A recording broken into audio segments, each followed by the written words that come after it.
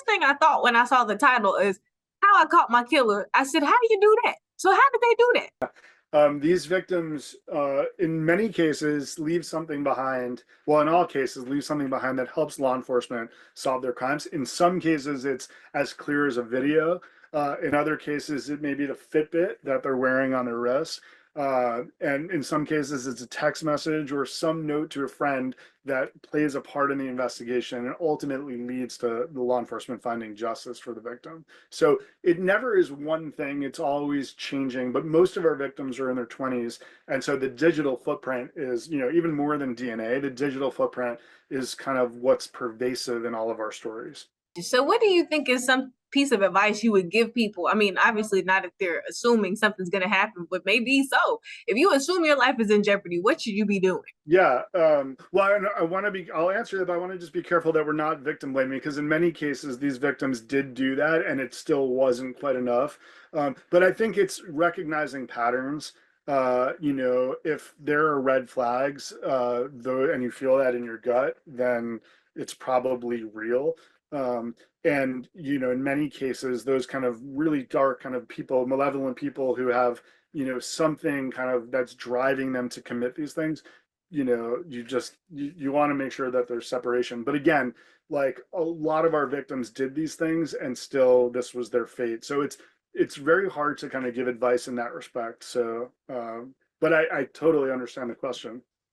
Gotcha. So then also I have to ask your personal, reason why you even got into something like this in the first place.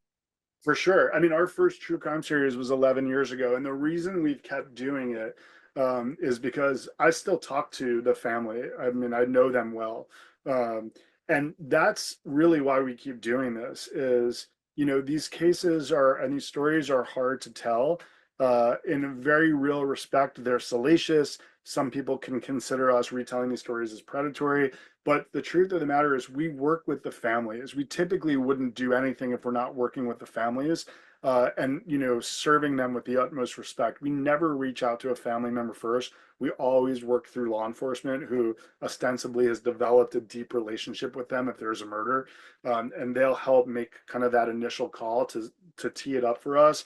And we become close to all these people, and while we can never understand kind of what they're going through, we can put ourselves in their shoes and try to get close to just